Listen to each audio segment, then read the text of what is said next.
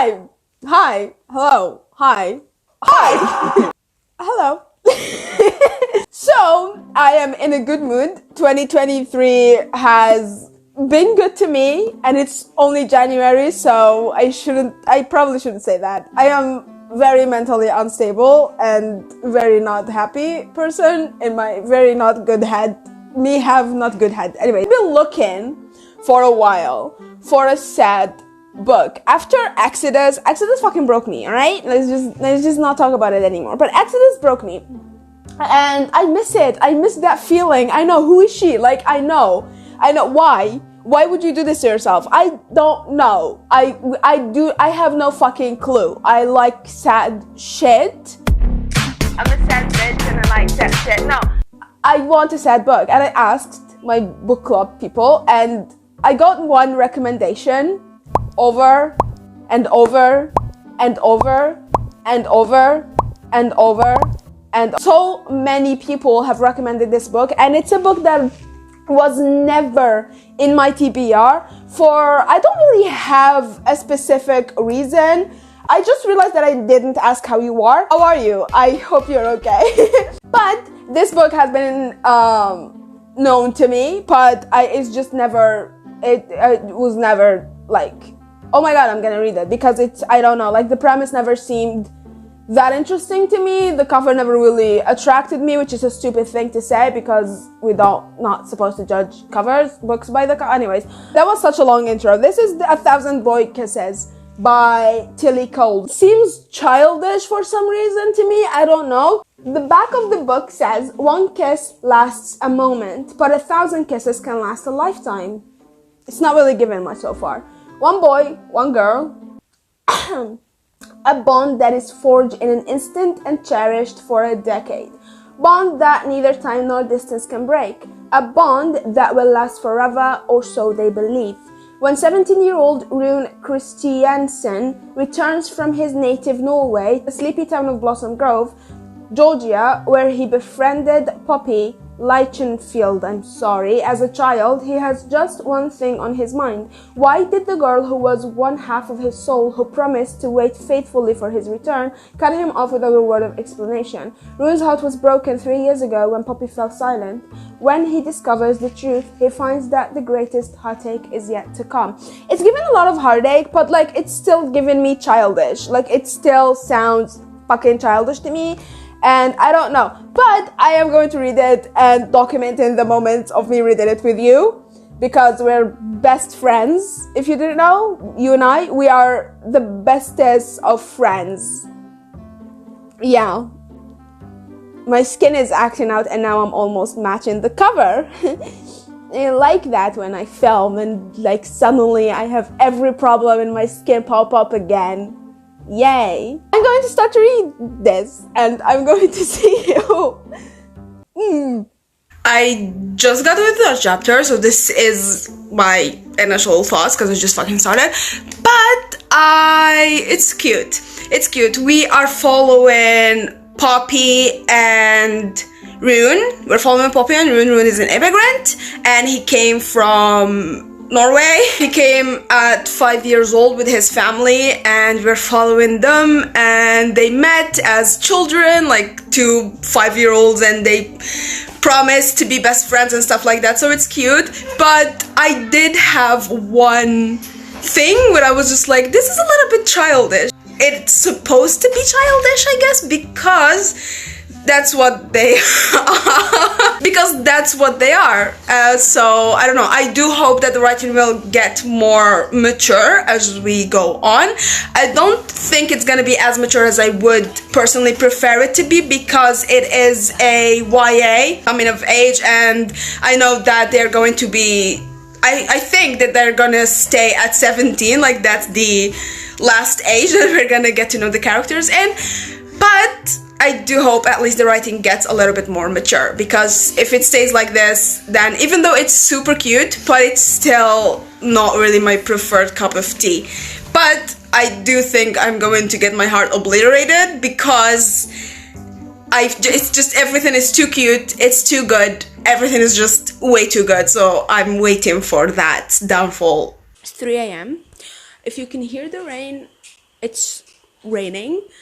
Alright, so we made a little bit of progress and I voluntarily stopped reading. There was a moment where I'm gonna try my best not to spoil everything. I need to close the window, it's way too late. There was a thing where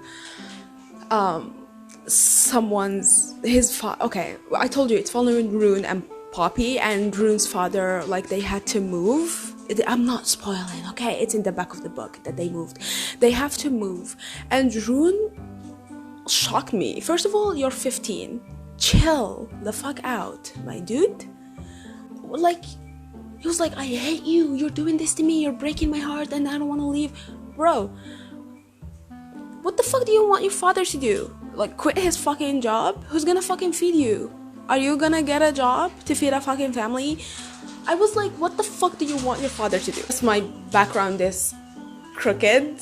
No, it's not. It's not crooked.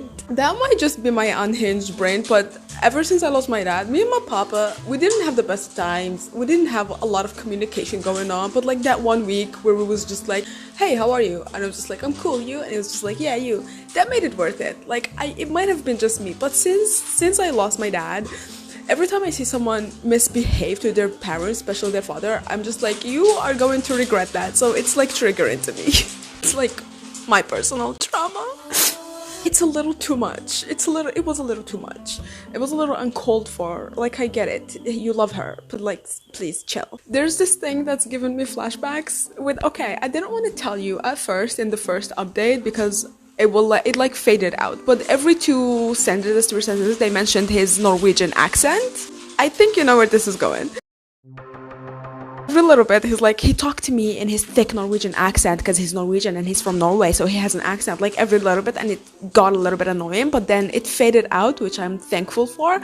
But it transformed. It was replaced by blue eyes. There was one scene.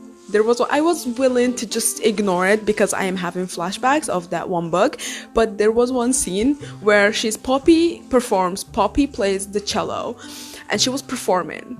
Like, put yourself in this scenario, okay? Just try to put yourself in this scenario with me. You're in an auditorium. You're in an auditorium and you're performing. And there is a distance between the auditorium stage and the exit door. You can see the exit door, cool. I believe that. You can see it from the stage just fine. You can see the chairs, you can see how it's dark. The auditorium is fucking dark, okay? And she goes, I'm seeing someone. And I was like, yeah, okay, this is believable. He's wearing all black. Yeah, sure, believable. And he has blonde hair. Okay, maybe a little dark to see the hair color, but okay, yeah, believable. And then he turned back and I could see the bright blue irises staring back at me for a little bit. My question is, how fucking bright are his eyes to the point where you can see them across a fucking stage and chairs and everything from the stage to the exit door? Like, how bright? This is what I was picturing, like something like this. And at this point, is it really normal? Is it attractive? I'm like 8 chapters in. I stopped, not because of the irises, because I'm self-preserving, but every little bit, it's like he stared at me with his blue irises. He was looking at a door, and I wondered what it would be like to be a door and being stared at with blue irises. We get it. Please stop doing this. We get it. This is maybe just my PTSD from Spanish Love Deception talking, but it's so annoying. At this point, I was like wondering before the last chapter 8, I think I was wondering, like, is this it? Is this the sadness in the book? Because this is not gonna do it for me personally. Like, the drama between just 2 people and growing up and then falling out of love and breaking up. Like, if this is it. And then I got hit with chapter 8 where Poppy confessed what's been happening, and I was like, oh yeah, this is how I'm gonna get my heart broken. So I just voluntarily closed it, and I could not wait to give you a proper update tomorrow when people are awake and I don't have to whisper at 3 in the fucking morning. But I literally could not wait. This feels like a threshold. This feels like I crossed something because she confessed, and now I know that every fucking moment I'm gonna spend with these characters is just waiting for someone to not exist anymore. So this is my update before hopefully I'm gonna cry. I need to cry. You don't understand. I asked for a sad book. I need to cry. I have so much fucking feelings inside me and I need some way, some excuse to pour it out. I cannot fucking cry on my own. I need this. So then at least when I wake up and my eyes are red and the size of fucking 2 golf balls, I can say I cried because of a fucking book. This is my update. I think an unpopular opinion is developing because yes. So, it's emotional, I'll give you that, but I'm not having the best of time reading it, for some reasons. Poppy is such a fucking pick-me, and it's a little annoying at some points, to be honest, and I'm sorry that it is, but it is, for me, it is. Also, it's just, there's this chapter that wouldn't fucking end, and it's repetitive as fuck every 2 sentences. Life is beautiful and we need to live it. Life is beautiful and short and we need to live it. We need to fulfill life. We need to truly live. And at some point I'm just like, okay, please stop saying that. I beg you. And they wouldn't.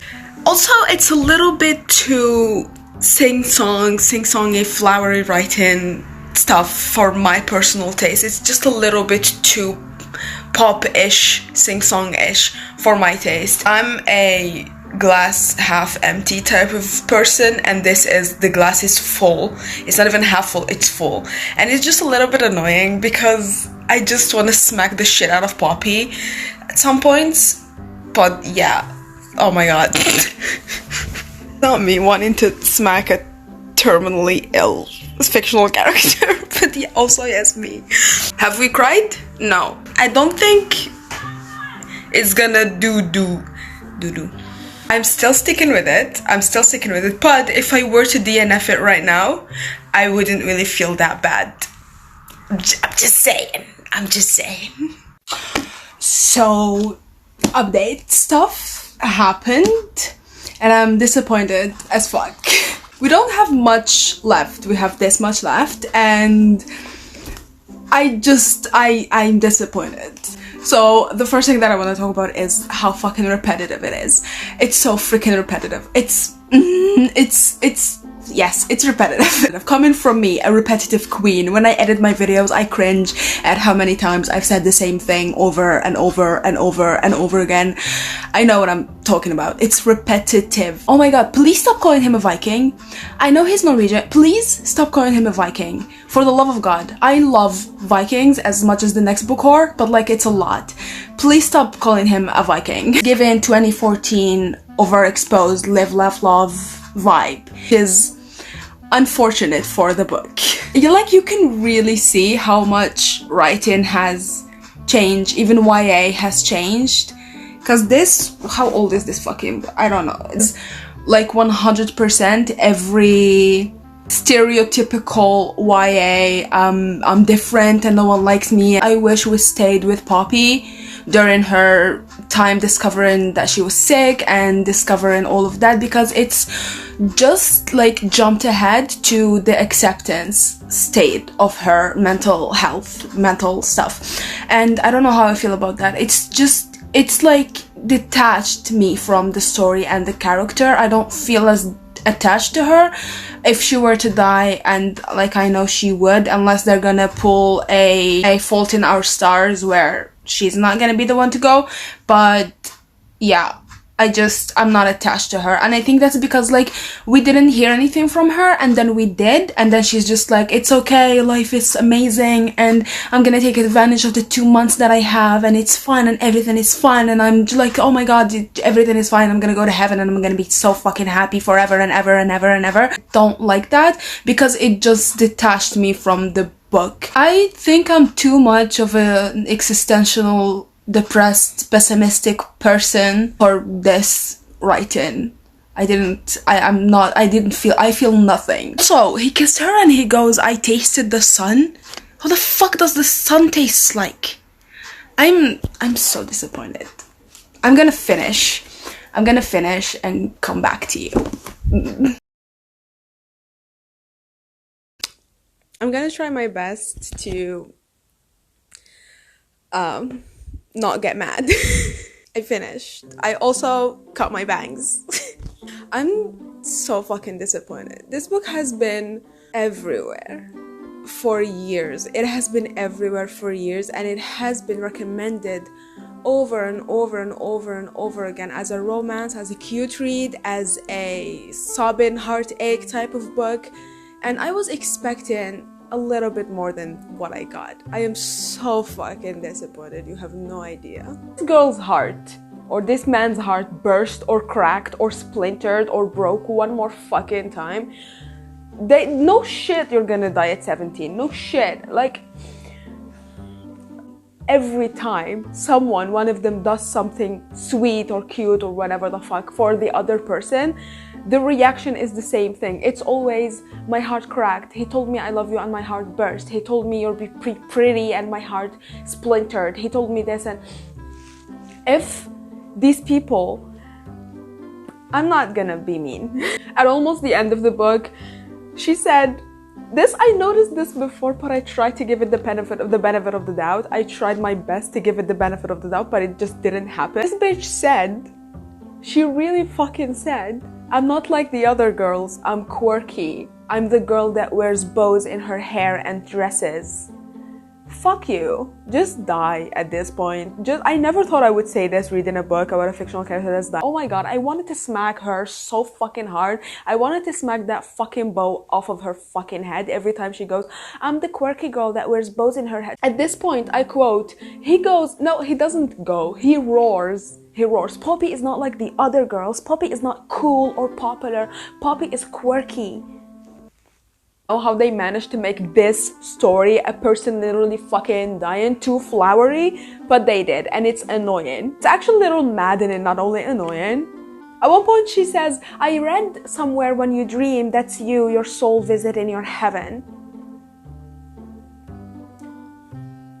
Do you know what I dream about?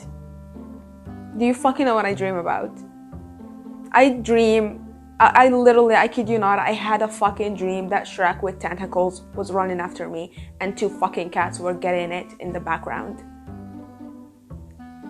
Like, it's so fucking unrealistic. I read epic fantasies that were more realistic than this bit. When you dream, that's your soul going to heaven to get a little peek and then come back. That was literally the stupidest fucking phrase that I've ever heard in my entire life. One time my brother woke up and he goes, I had a weird dream, and I said, what's up? And he goes, I dreamt that you and mom and my other siblings, like the family, were like yelling, and then we were at a table, and then I opened the oven to see what I want to eat, because I always want to eat, obviously. That's him talking, not me. I also always want to eat, not anyways.